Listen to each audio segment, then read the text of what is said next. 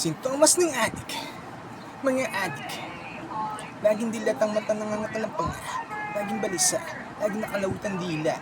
At dila ng dila. At hindi makatulog sa gabi. Kasi isip yung isip na kung ano-ano. Nangangatan ng buong katawan sa gutom. Tumiting ng umaga kung ano ang sasabihin. Lagi sumisigaw nang wala ang dahilan.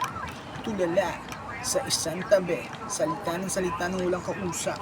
Singhot ng singhot ng walang sinisinghot. Para hindi bumaba ang kanilang tama. Sinasambot ng kamay ang kanilang utot. At inaamoy-amoy.